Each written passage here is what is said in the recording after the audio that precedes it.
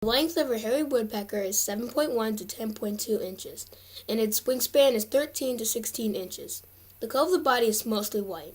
There's a little bit of red on the back of its head if it's a male. The wings are mostly black with white spots. There's a little bit of yellow at the beak, and they have a big white patch on the back. One field mark for the male is there's a little bit of red at the rear of the crown. For both genders, the bill is almost as long as the head.